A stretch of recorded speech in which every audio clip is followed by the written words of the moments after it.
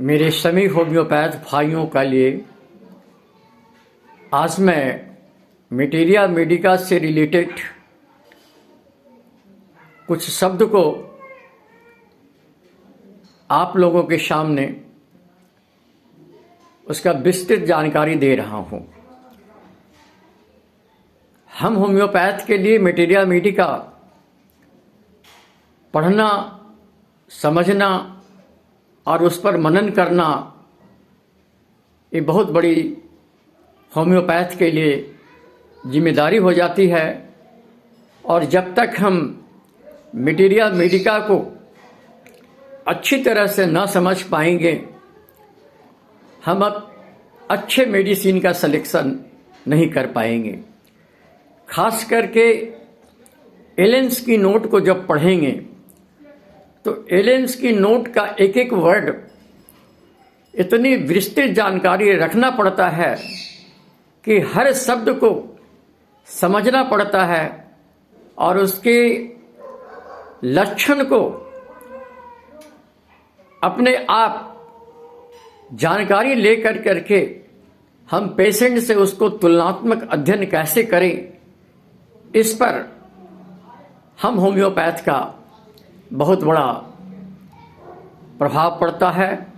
और हम होम्योपैथ बिना मटेरिया मेडिका को समझे, बिना मटेरिया मेडिका का ज्ञान प्राप्त किए हुए और बिना मटेरिया मेडिका का अनुभव किए हुए हम आगे नहीं बढ़ सकते हैं और न ही किसी प्रॉपर मेडिसिन का सिलेक्शन कर सकते हैं। आज उसी से कुछ पॉइंट मैं आपके सामने रख रहा हूं। मटेरिया मेडिका के अंदर एक शब्द लिखा हुआ है, strontium carb is the carbo veg of surgeon. एक सर्जन के लिए स्ट्रोंटियम कार्ब जो है वो कार्य करता है कार्बोवेज की तरह। सर्जन जब किसी केस को सर्जरी करता है तो सर्जरी करने के बाद जब उसकी सर्जरी खत्म हो जाती है, जब वो कहता है कि हमारा पेशेंट का सर्जरी करने का खत्म हो गया, ये सफल हो गया, और वस्तुतः किसी कारण से पेशेंट को होश नहीं आ रहा हो, सर्जरी बिल्कुल सही हुई है, उसके बावजूद भी पेशेंट को होश नहीं आ रहा हो, चाहे वजह वो किसी कारण से हो, चाहे वो एनेस्थीसिया के वजह से हो, सर्जरी में किसी भूल के कारण से हो या किसी अवस्था में हो, और हमारा पेशेंट सर्जरी के बाद अगर होश में नहीं आ रहा हो, कॉन्शस अवस्था में नहीं आ रहा हो, अनकॉन्शस अवस्था में हो, तो ऐसी अवस्था में हम एक राय देते हैं कि उस वक्त में जो स्ट्रोंटियम कार्ब है उसको देकर करके हम उस पेशेंट को होश में ला सकते हैं। स्ट्रोंटियम कार्ब के लिए कहा गया है शॉक आफ्टर द सर्जरी। किसी किसी पेशेंट को सर्जरी के नाम सुनकर के भी शॉक आ जाती है, बेहोश हो जाता है। किसी किसी को सर्जरी करने के बाद शॉक आ जाती है। तो ये परिस्थिति जो शॉक के बाद आती है, जो सर्जरी के बाद जो शॉक आती है, वैसी स्थिति में हम उस पेशेंट को स्ट्रोंटियम कार्ब दे कर करके उसको राहत दे सकते हैं। दूसरी चीज है, कार्बोवेज इज द कुरामिन ऑफ फिजिशियन। एक फिजिशियन किसी पेशेंट का ट्रीटमेंट कर रहा हो और ट्रीटमेंट करते करते पेशेंट की स्थिति कभी ऐसी अवस्था में आ गई कि अब यह लगता है कि पेशेंट डेथ कर जाएगा, उसका बॉडी का टेम्परेचर लॉस कर गया, उसका ब्रेथ जो है वो धीरे धीरे खत्म होते जा रही है, बॉडी बिल्कुल कोल्ड पड़ गया हो और लगता है कि ये स्थिति ऐसी आ रही है कि अब पेशेंट का बचने का अनुमान नहीं है। वैसी स्थिति में अगर हम होम्योपैथिक मेडिसिन के अंदर कार्बोवेज का व्यवहार किया जाए तो कार्बोवेज एक ऐसी मेडिसिन है जो कुरामिन के रूप में काम करती है, और वैसी स्थिति में हम कार्बोवेज दे करके उस पेशेंट के लाइफ को हम बचा सकते हैं। तो वैसी स्थिति में जब वो बेहोश की अवस्था हो, जब लगता है कि पेशेंट सरवाइव नहीं करेगा, पूरा बॉडी कोल्ड हो गया हो, ब्रेथ कोल्ड हो गया हो, पल्स बहुत डाउन स्थिति में जा रही हो, ऐसी दयनीय स्थिति आ रही है कि ये सरवाइव नहीं करेगा, you take the help of carbo veg. तीसरी चीज है, ग्राफाइटिस के अंदर लिखा हुआ है Pulsatilla is at puberty and Graphites is at climacteric. अगर कोई पेशेंट, खास करके फीमेल केस, आपके पास आया हो और मेंस्ट्रुअल ट्रबल से सफर कर रहा हो, वो मेंस्ट्रुअल ट्रबल चाहे वो डिस्मेनोरिया हो, मेनोरेजिया हो, मेट्रोहेजिया हो, सीवियर ब्लीडिंग हो, मेंस का कोई भी प्रॉब्लम हो, मेंस से रिलेटेड किसी तरह का प्रॉब्लम हो, और वो प्रॉब्लम से अगर पेशेंट सफर कर रहा हो, बहुत काफी दिनों से सफर कर रहा हो, अगर उसका एज ग्रुप अगर यंग के अंदर हो, you take the help of Pulsatilla. और उसी पेशेंट का अगर एक ग्रुप आफ्टर 45 क्लाइमेट्रिक के तरफ जा रहा हो, you take the help of Graphites. Same condition, same symptoms, young के अंदर हम पल्सेटिला का व्यवहार करते हैं, और क्लाइमेटिक पीरियड पे आने के बाद में हम उस पेशेंट का जो व्यवहार करते हैं वो ग्राफाइटिस देकर के व्यवहार कर सकते हैं। और जब हम व्यवहार करेंगे, चाहे वो मेनोरेजिया का केस हो, मेट्रोहेजिया का केस हो, डिस्मेनोरिया का केस हो, एमेनोरिया का केस हो, किसी तरह का केस के अंदर हो, वैसे स्थिति में हम उस पेशेंट को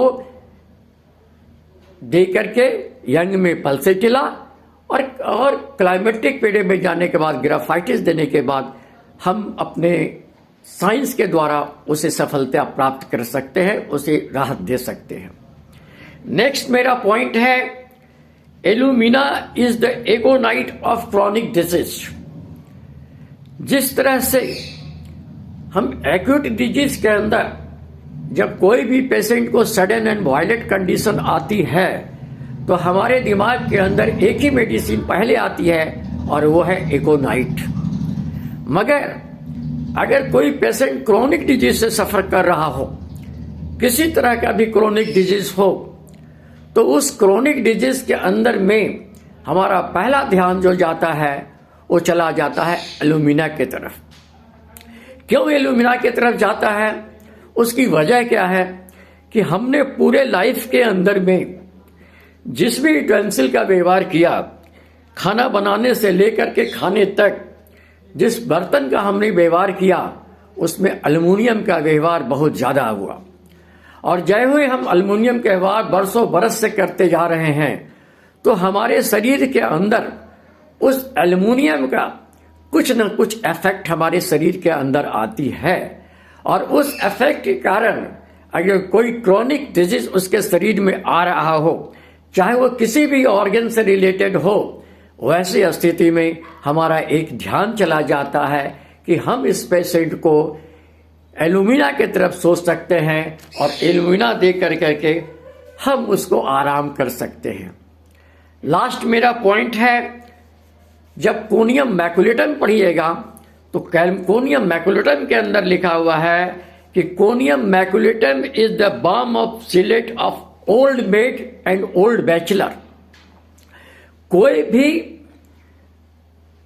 मानव, चाहे वो लेडीज हो या जेंट्स हो, ओल्ड मेड हो, ओल्ड बैचलर हो, बहुत ही दिनों से, बरसों बरस से एक विडो अपने सेक्स प्रॉब्लम को लेकर के सप्रेस की हुई है, एक बैचलर अपने सेक्स प्रॉब्लम को लेकर के वो सप्रेस किए हुए है, ओल्ड मेड अगर वो अपने सेक्स प्रॉब्लम को लेकर के वो सप्रेस की हुई है, तो जनरली हम जाते हैं कि इस अवस्था में चाहे ओल्ड बैचलर हो, ओल्ड मैड हो, ओल्ड विडो हो, तो ये अपने sexual problem is a natural problem.